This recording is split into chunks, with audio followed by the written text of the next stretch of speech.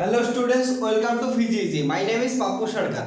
তাহলে আমরা এই লেকচারটা প্রিভিয়াস লেকচার থেকে কন্টিনিউ করব। প্রিভিয়াস লেকচারে কি দেখছিলাম যে আমরা ম্যাট্রিক্সের ফাংশন অফ এ ম্যাট্রিক্স করছিলাম, মানে একটা ম্যাট্রিক্স গিভেন ম্যাট্রিক্স থেকে আমরা ওই ম্যাট্রিক্সের সামথিং কিছু ফাংশন বের করতে দিলে আমরা তার ফাংশনটা বের করার চেষ্টা করছিলাম। এর জন্য তিনটা কেস দেখছিলাম, ঠিক আছে।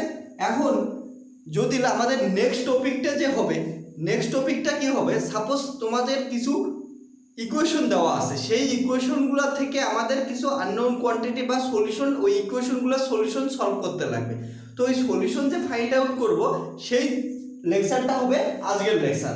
ওকে, তাহলে আজকের লেকচারের হেডিং হবে, সাপোজ তোমাকে কিছু ইকুয়েশন দিছে, সেই ইকুয়েশন থেকে সলিউশন বের করব, মানে solutions of system of some simultaneous equations. Suppose তোমাকে কিছু ইকুয়েশনস দিয়ে দিছে, এমন টাইপের ইকুয়েশন দিয়ে দিছে, লেখি কথাটা, let a system of simultaneous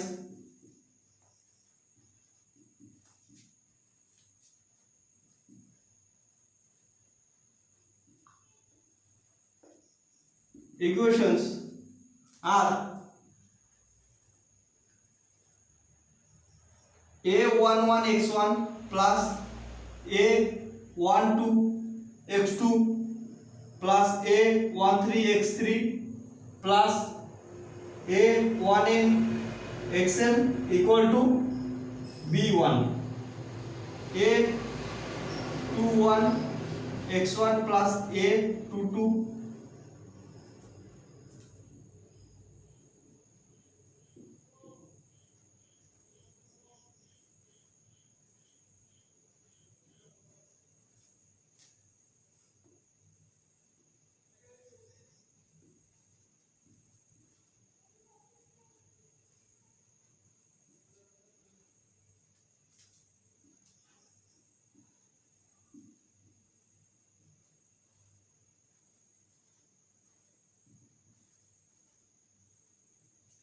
ওকে। তাহলে এই যে সিস্টেম অফ সাইমালটেনিয়াস ইকুয়েশন দেওয়া আছে, এই ইকুয়েশনগুলো থেকে আমাদের x1 x2 x3 dot dot dot xn solution find out করতে লাগবে। এখন এই ইকুয়েশনগুলোকে কি আমরা ম্যাট্রিক্স আকারে লিখতে পারি।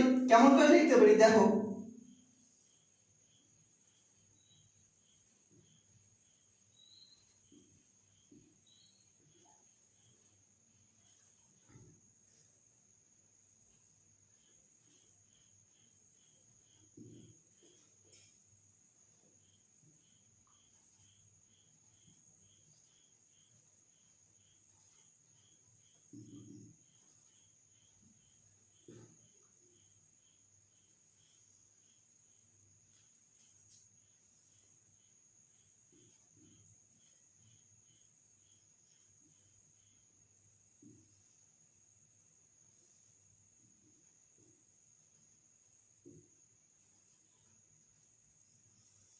তাহলে এই ম্যাট্রিক্সগুলোকে একসঙ্গে যদি লিখি কি আকারে লেখা যাবে দেখো, এটাকে সাপোজ ক্যাপিটাল এ দিয়ে লিখলাম, এটাকে ক্যাপিটাল এক্স দিয়ে রিপ্রেজেন্ট করলাম, আর এটাকে বি দিয়ে রিপ্রেজেন্ট করলাম।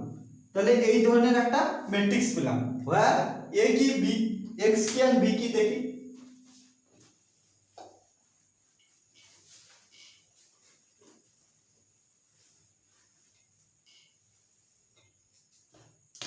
where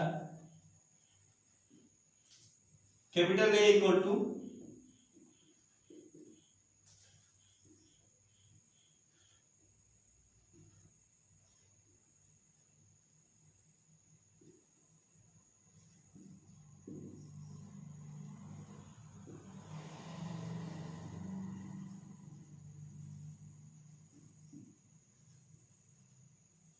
এটা A, x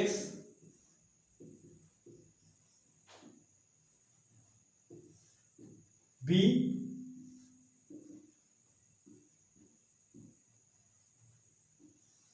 ওকে। এখন তাহলে এরপরে কি করব দেখো, এ ম্যাট্রিক্স আর বি ম্যাট্রিক্সের কম্বিনেশনে একটা ব্লক ম্যাট্রিক্স তৈরি করব সি ম্যাট্রিক্স। কেমন হবে? এ কমা বি, এই দুটো ম্যাট্রিক্সের কম্বিনেশনে আমরা একটা ব্লক ম্যাট্রিক্স সি তৈরি করব।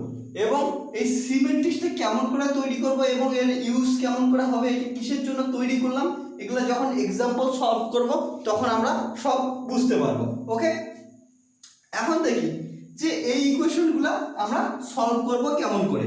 যে সিস্টেম অফ সাইমালটেনিয়াস ইকুয়েশন দেওয়া ছিল সেই ইকুয়েশনগুলো সলভ করতে লাগবে। সলভ করার জন্য দেখো কিছু কিছু আমরা কেস দেখি। ওকে, বা এই ইকুয়েশনগুলোর কিছু প্রপার্টিসও বলতে পারো। প্রপার্টিস ইন দ্য সেন্স কি করে কি করা হবে।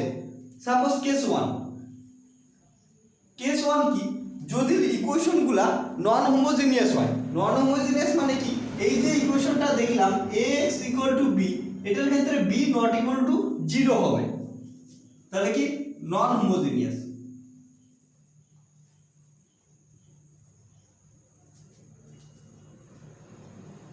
নন হোমোজেনিয়াস সিস্টেমের ক্ষেত্রে কি b ≠ 0 হবে। কোন ইকুয়েশনের? এই ইকুয়েশনের ক্ষেত্রে। ওকে, এখন দেখো এই নন হোমোজেনিয়াস ইকুয়েশনের ক্ষেত্রে দুইটা ঘটনা হবে। মানে কি, এই ইকুয়েশনটা এক্সিস্ট করতেছে, ইকুয়েশনটা তাহলে কি এখানে এক্সিস্ট করতেছে ax = b। এবার যদি এই ইকুয়েশনটা এক্সিস্ট করে এরপরে দুইটা আমাদের কেস হতে পারে। একটা সাপোজ যে এখান থেকে কি একটা সি ম্যাট্রিক্স আমরা লিখতে পারবো। সি ম্যাট্রিক্সটা কি হবে? সি ম্যাট্রিক্সটা কি আসবে, এ আর বি ম্যাট্রিক্সের ব্লক ম্যাট্রিক্স কম্বিনেশনে যে ব্লক ম্যাট্রিক্সটা তৈরি হবে সেই ম্যাট্রিক্সটা সি ম্যাট্রিক্স।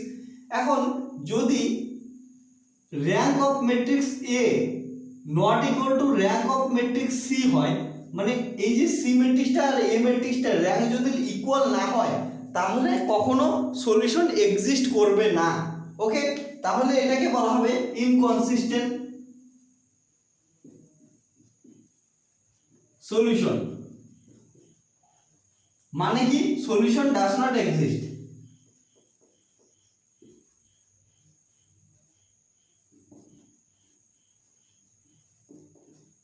এরপরে যদি কখনো rank of the matrix A equal to rank of the matrix C হয় তাহলে সলিউশন এক্সিস্ট করবে, মানে কনসিস্টেন্ট সলিউশন বলা হয়।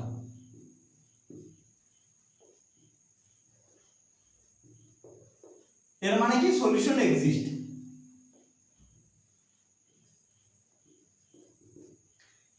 এর দুইটা কেস হতে পারে। দেখো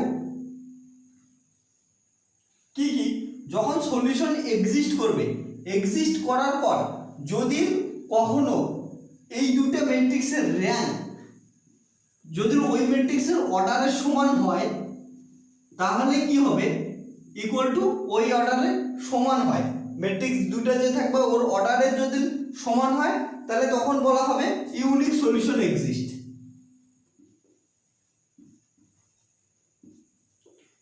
এটাকে ম্যাথমেটিক্যালি টার্ম হিসেবে বলা হয় trivial solution.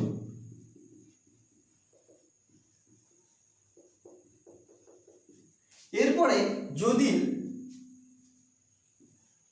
Rank of matrix A equal to rank of matrix C less than n হয়, মানে অর্ডার অফ দ্য ম্যাট্রিক্সের থেকে কম হয়, তাহলে কি হবে, বলা হবে ইনফাইনাইট সলিউশন।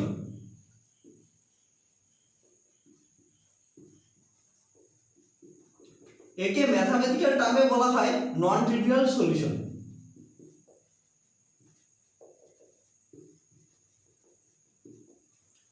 দেখো এইখানে একটা জিনিস বোঝার আছে যে ইনফাইনাইট সলিউশন বা নন ট্রিভিয়াল সলিউশন কিসের জন্য হয়। দেখো যখনই কোনো ম্যাট্রিক্সের র্যাঙ্ক ওই ম্যাট্রিক্সের অর্ডারের থেকে ছোট হয়, মানে সাপোজ ধরে নাও এমন একটা ম্যাট্রিক্স আসছে যে 1 1 1 0 1 2 0 0 0, তার মানে কি এই ম্যাট্রিক্সটার অর্ডার কত 3 × 3, মানে n = 3, কিন্তু এই ম্যাট্রিক্সটার র্যাঙ্ক কত, র্যাঙ্ক আসছে 2। ওকে, তাহলে নাম্বার অফ আরবিট্রারি সলিউশন কত হবে, k = n - r = 3 - 2 = 1, মানে একটা সলিউশনকে আমরা আরবিট্রারি নিজের মন মতো ধরতে পাবো। তাহলে তুমি একটা ধরতে পাবো, আমি একটা ধরতে পাবো, যে কেউ যে কোনো কিছু ধরতে পারে। বা আমি এইবার এই খাতায় লিখলাম, তখন আর ধরলাম, পরের বার লিখলাম ওখানে পি ধরলাম, তারপরে দেখলাম এস ধরলাম, ঠিক আছে, ইটিসি ইটিসি ইটিসি ধরতেই থাকবো, যত খুশি মন ইচ্ছা ধরবো, যে খাতায় যতবার প্রবলেম সলভ করবো অতবার আলাদা আলাদা ধরবো। তাহলে দেখো ইনফাইনাইট নাম্বার অফ আমরা সলিউশন ধরতে পারি, তাহলে কি ইনফাইনাইট নাম্বার অফ সলিউশনটাও ঠিকই হবে, কারণটা যেটাই ধরবো ওটাই ঠিক। তাহলে এইখানে কি যদি র্যাঙ্ক ওই ম্যাট্রিক্সের অর্ডারের থেকে ছোট হয় তাহলে ওই ম্যাট্রিক্সটার বা ওই সলিউশনটার ইনফাইনাইট নাম্বার অফ সলিউশন থাকবে, এটাকে আমরা ম্যাথমেটিক্যালি যে টার্মে বলি তাকে বলা হয় নন ট্রিভিয়াল সলিউশন। আর কোনো ম্যাট্রিক্সের যদি র্যাঙ্ক ওই ম্যাট্রিক্সের সমান হয়, সাপোজ এইটাও কত আসছে, এটা ইকুয়াল টু 1 আসছে, তার মানে কি ওই ম্যাট্রিক্সের র্যাঙ্ক 3, আরবিট্রারি সলিউশন একটাও ধরতে পাবো না, তার মানে যে সলিউশনটা আসবে একমাত্র ওটাই সলিউশন হবে, মানে ইউনিক সলিউশন আসবে, এটাকে বলা হয় ট্রিভিয়াল সলিউশন। ওকে, আর যদি র্যাঙ্ক যদি এ ম্যাট্রিক্স আর আর ম্যাট্রিক্সের র্যাঙ্ক ডিফারেন্ট আসে, তার মানে কি এদের সলিউশন এক্সিস্টই করবে না, তারপরে তো কিছু করারই নেই, এক্সিস্ট না করলে আর কি করব, যদি এক্সিস্ট করে তাহলে দেখবো যে কি আসবে, যদি র্যাঙ্ক এটা সমান হয় তাহলে ইউনিক সলিউশন, আর যদি র্যাঙ্ক এর থেকে কম হয় তখন তাকে বলা হবে কি নন ট্রিভিয়াল সলিউশন বা ইনফিনিট নাম্বার অফ সলিউশন। ওকে, এটা গেল কি যখন ইকুয়েশনটা হবে নন হোমোজিনিয়াস, অর্থাৎ বি ম্যাট্রিক্সটা প্রেজেন্ট থাকবে। এবার যদি ইকুয়েশনটা হোমোজিনিয়াস হয় অর্থাৎ বি ম্যাট্রিক্সটা প্রেজেন্ট না থাকে তাহলে কি আসবে দেখি, সেটা একবার দেখার চেষ্টা করব। দেখো যদি কখনো হোমোজিনিয়াস ম্যাট্রিক্স হয় মানে বি ইকুয়াল টু 0 হয় তখন কি এ ইকুয়াল টু সি হবে। দেখো একবার লিখে দিই, তাহলে এবার কেস 2 কি হোমোজিনিয়াস সিস্টেম,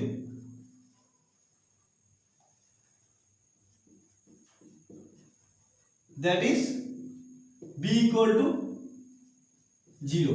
দেখো আমাদের ইকুয়েশন কি ax equal to b, এখানে b equal to যদি 0 হয়, b equal to 0 মানে কি, আর c ইকুয়েশনটা কিভাবে তৈরি হয় a ডট b, আর b যদি 0 হয় তাহলে কি c matrix equal to a matrix হবে, তাহলে কি a ম্যাট্রিক্সের অর্ডার যা আসবে c ম্যাট্রিক্সের অর্ডার সেমই আসবে, কারণ দুইটাই তো সেম ম্যাট্রিক্স, ইকুয়াল ম্যাট্রিক্স, তাহলে এখানে সলিউশন অলওয়েজ এক্সিস্ট করবে।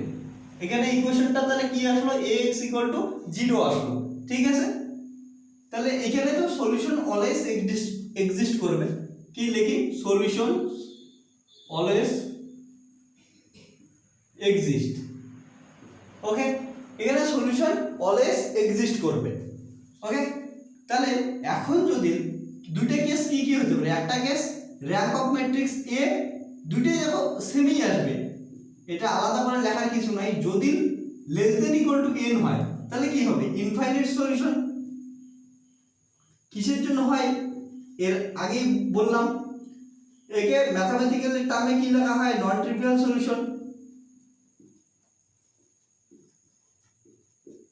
আর এটা যদি এটার ক্ষেত্রে কি হবে rank equal to order of the matrix, এটার ক্ষেত্রে কি হবে ফাইনাইট সলিউশন। ওকে, বা ইউনিক সলিউশন।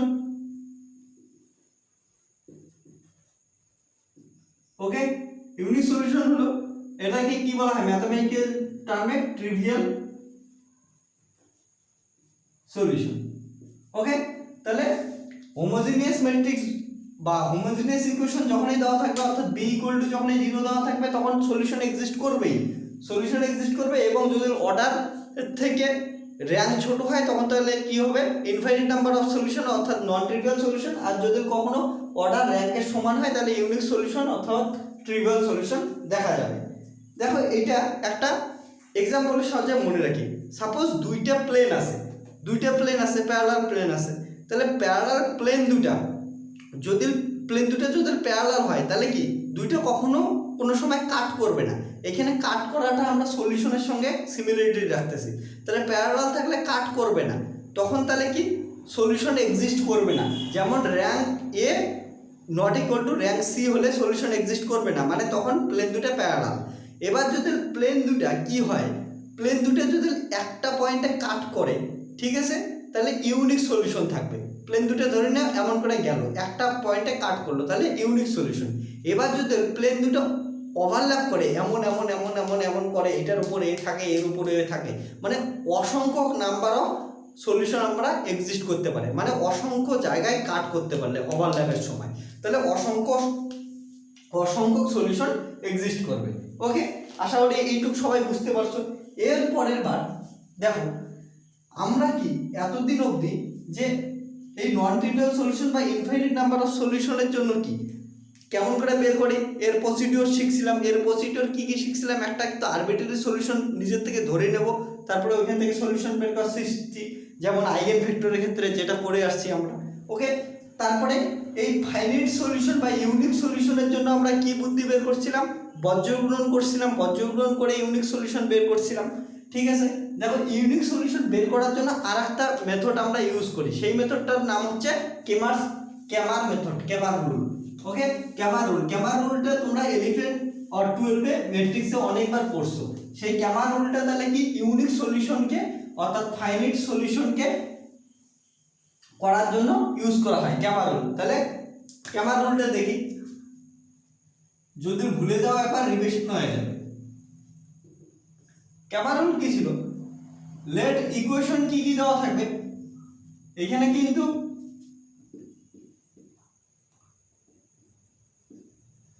সরি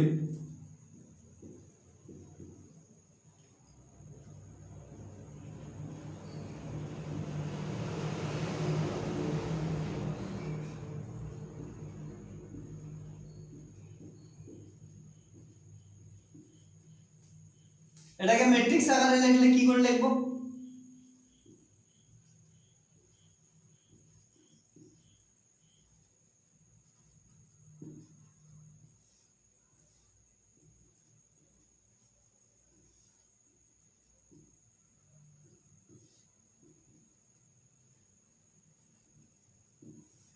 ওকে এইখানে নাও এটাকে বলা হয় ডি ম্যাট্রিক্স।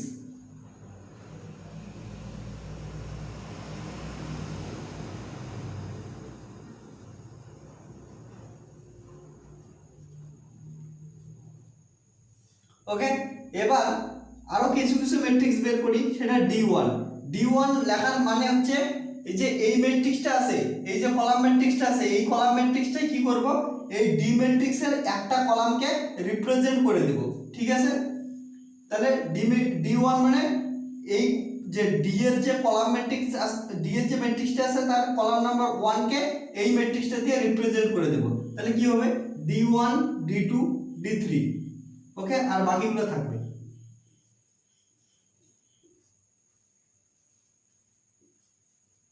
ওকে, দেখো এটা একটা ম্যাথমেটিক্যাল প্রসেস করা, কেন করা হয় বলে লাভ নেই।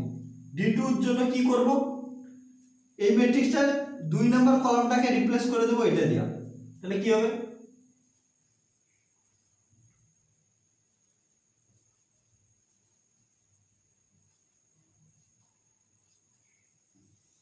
ওকে, এবার আর কি বাকি থাকলো, D3 বাকি থাকলো, তার মানে 3 নাম্বার কলামটা রিপ্লেস করব।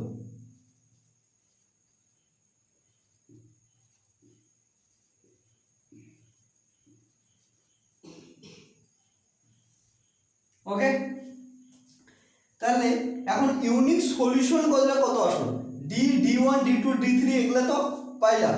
ঠিক আছে, তাহলে ইফ ইউনিক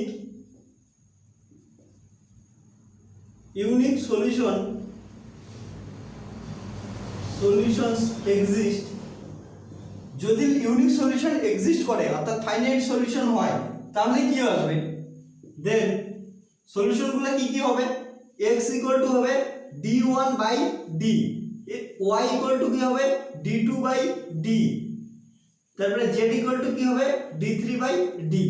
ওকে, এগুলো এই ম্যাট্রিক্সগুলো লিখব। আর আমরা জানি কোন ম্যাট্রিক্সের যে ভ্যালু দিবে, ভ্যালু কখন দেবে, যখন ম্যাট্রিক্সটা অ্যাকচুয়ালি ডিটারমিনেন্ট নেব। তাহলে এটা ম্যাট্রিক্স না লিখে একবারে ডিটারমিনেন্ট লিখে দিই, এটা ডিটারমিনেন্টের চিহ্ন। ঠিক আছে, মনে রাখবা এটা ডিটারমিনেন্ট, ম্যাট্রিক্স না হয় ডিটারমিনেন্ট। ওকে, ডিটারমিনেন্টের চিহ্ন, কারণ আমাদের ভ্যালু দরকার সলিউশনের জন্য। ওকে, আশা করি সবাই বুঝতে পারছো। এরপরে তাহলে কি আমরা প্রবলেম দেখি, প্রবলেম সলভ করার সময় সম্পূর্ণ জিনিসটা ক্লিয়ার হবে আমাদের কাছে। ক্যামেরা রুল আশা করি সবাই বুঝতে পারছো। যদি কোনো প্রবলেম হয় কমেন্ট সেকশনে কমেন্ট করো।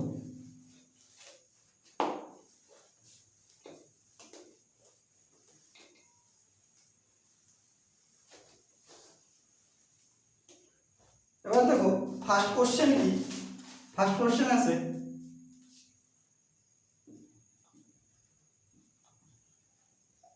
following system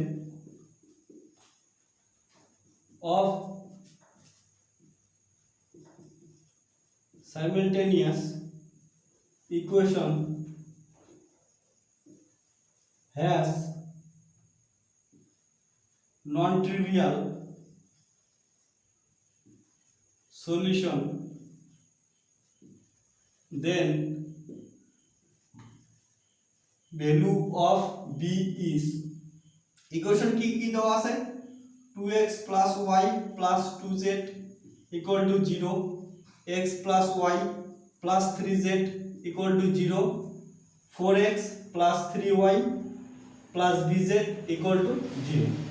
দেখো আমাদের কোশ্চেনে কি দেওয়া আছে following system simultaneous equation has non trivial solution। non trivial solution মানে কি, non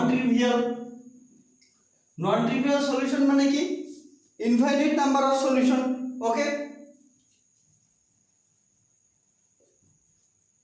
infinite solution এর কন্ডিশন কি হবে, এক নাম্বার তো rank of a equal to rank of c হবে, সঙ্গে কি লেস দেন ইকুয়াল টু না অর্ডার অফ দা ম্যাট্রিক্স হবে। এখানে কি দেখো c আর তো সমান হবেই, কারণটা একটা কি হোমোজিনিয়াস ইকুয়েশন। ওকে, প্রথমে এটাকে ম্যাট্রিক্স আকারে প্রকাশ করি। ম্যাট্রিক্স আকারে প্রকাশ করলে কি হবে 2 1 2 1 1 3 4 3 b, এটা আসলো। বাকিগুলো কি আসলো x y z, আর এই দিকটা তো জিরোই আসবে, কারণটা হোমোজিনিয়াস ইকুয়েশন দেওয়া আছে 0 0 0। এবার আমাদের কি ইকুয়েশনটা তাহলে কি আসলো আমাদের ax 0, এই হোমোজিনিয়াস ইকুয়েশনটা দেওয়া আছে। এবার তাহলে এটা কথা লিখি যে ফর নন ট্রিভিয়াল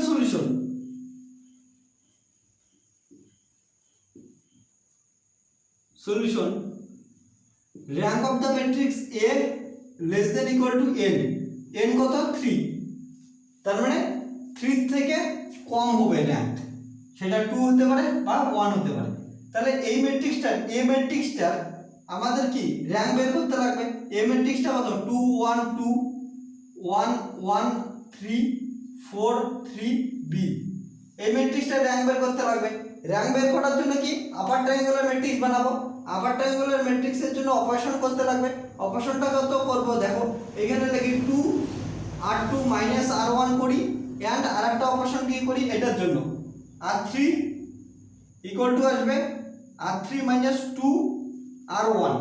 ওকে, এবার এটাকে অপারেশন করার পর ম্যাট্রিক্সটা কত আসবে দেখো, এটা তো ঠিকই থাকবে 1 2 2 0, এটাকে কত দিয়ে গুণ করছি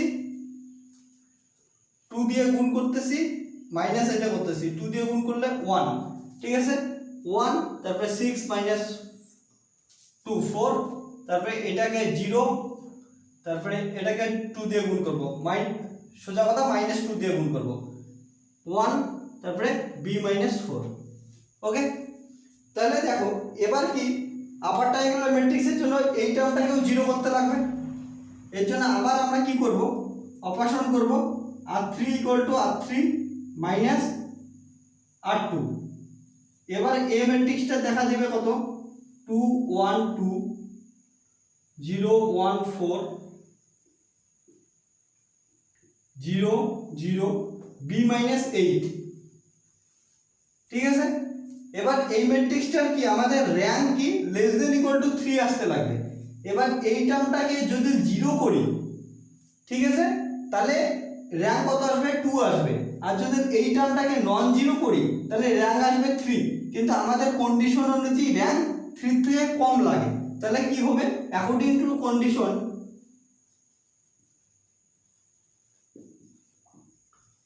given condition কি আসবে b 8 equal to 0, that is b equal to 8। দেখো b ইকুয়াল টু 8 হলে এই টার্মটা 0, তাহলে এ ম্যাট্রিক্সটার র্যাঙ্ক 2 আসবে। আর এটাই আমাদের দরকার, র্যাঙ্ক 2 আসলে অর্ডার অফ দ্য ম্যাট্রিক্সের থেকে কম হবে, তাহলে আমরা কি নন ট্রিভিয়াল সলিউশন বা ইনফিনিট নাম্বার অফ সলিউশন পাবো। ঠিক আছে, আশা করি সবাই বুঝতে পারছো। এরপরে আরেকটা কোশ্চেন করি, আরো ক্লিয়ার হয়ে যাবে জিনিসটা, যে আমাদের একটা কোশ্চেন করা উচিত যেখানে আমরা এ আর বি ম্যাট্রিক্সের সমন্বয়ে একটা ব্লক ম্যাট্রিক্স সি তৈরি করব। ঠিক আছে, সেই ম্যাট্রিক্সটার একটা প্রবলেম করি।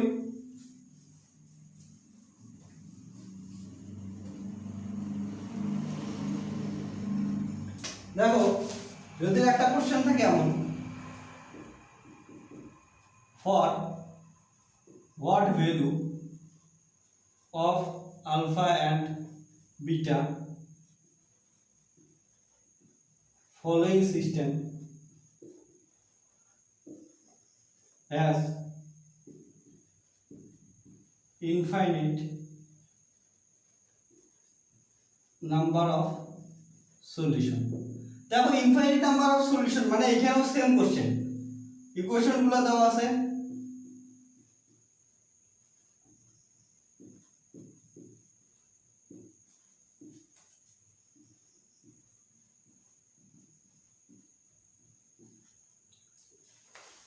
আমাদের কি বলছে যে what for what value of alpha beta flowing system has infinite number of solution। ওকে, প্রথমে তো এদের সলিউশনের জন্য ম্যাট্রিক্স আকারে লিখে দেই 1 1 1 1 3 3 1 2 আলফা,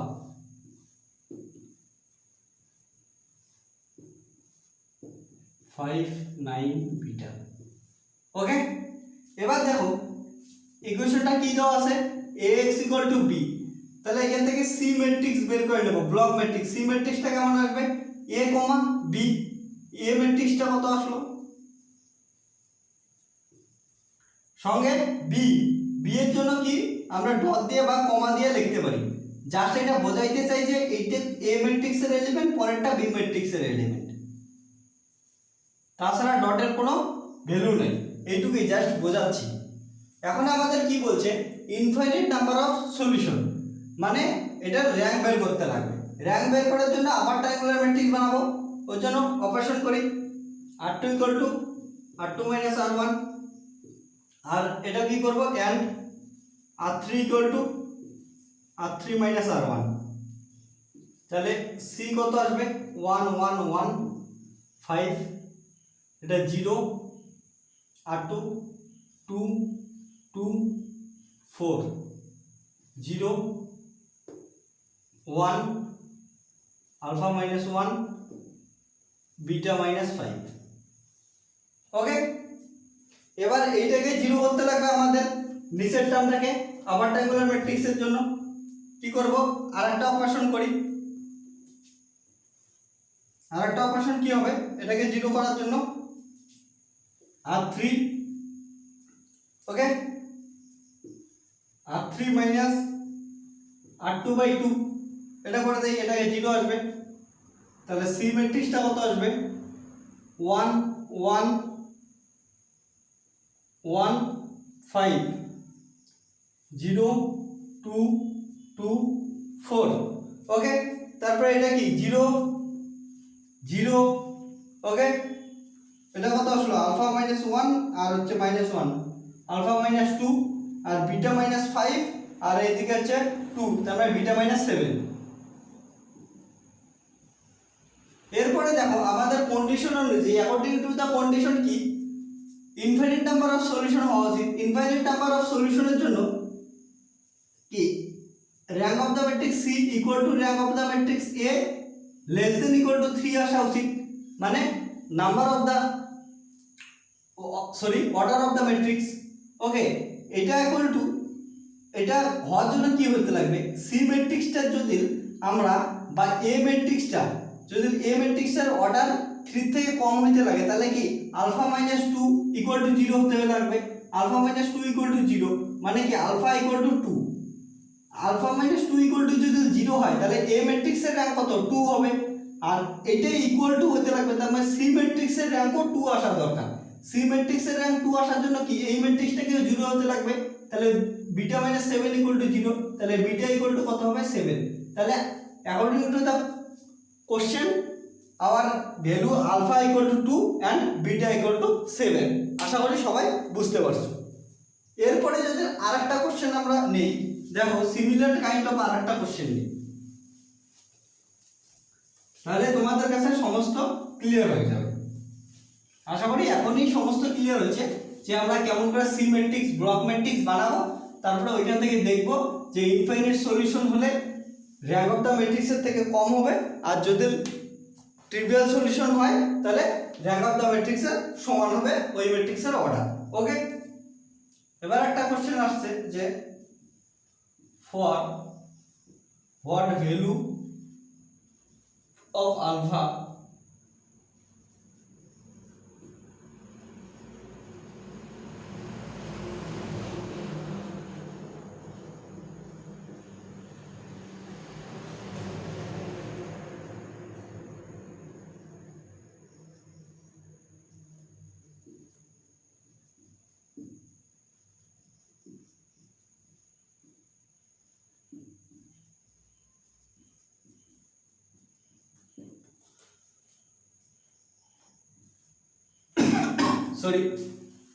কি বলছে যে for what value of alpha flowing system consistent solution. Consistent মানে কি সলিউশন এক্সিস্ট করবে, অর্থাৎ r A equal to r C হবে। দেখো এটার জন্য প্রথমে সলিউশনটা লিখি বা ম্যাট্রিক্স আকারে লিখি। ম্যাট্রিক্সটা কত আসবে 2 3 0 1 1 1 1 2 -1 x y z 4 4 alpha. Okay, তাহলে এ ম্যাট্রিক্স কত আসলো, এ ম্যাট্রিক্স এটা। তাহলে সি ম্যাট্রিক্সটা আমি ডাইরেক্ট লিখি। সি ম্যাট্রিক্স কি এ ম্যাট্রিক্স ডট বি ম্যাট্রিক্স।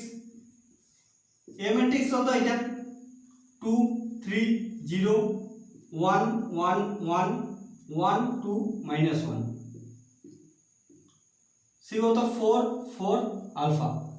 তাহলে এই ম্যাট্রিক্স দুটার এ ম্যাট্রিক্স আর সি ম্যাট্রিক্সের র্যাঙ্ক এইটুক ম্যাট্রিক্স কি এ ম্যাট্রিক্সটা ছিল এইটুক বি, তাহলে এটার র্যাঙ্ক ইকুয়াল টু পুরা সি ম্যাট্রিক্সটার র্যাঙ্কের সমান হতে লাগবে। ঠিক আছে, দেখো তাহলে কি হবে, কিসের জন্য কনসিস্টেন্ট সলিউশনের জন্য। ওকে, তাহলে এটার অপারেশন করি।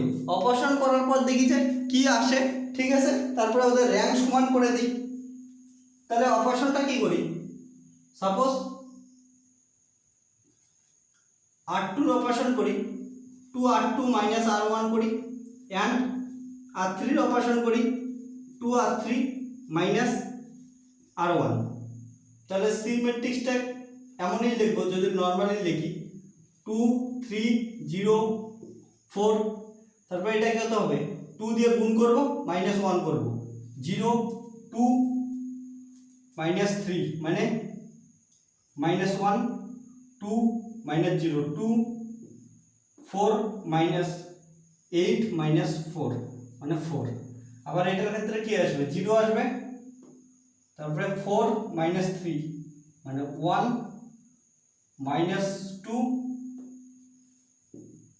আবার এটা আসলো 4 আলফা -4 2 আলফা -4। এবার এই টার্মটাকে 0 আনতে লাগবে আপার ট্রায়াঙ্গুলার ম্যাট্রিক্সের জন্য।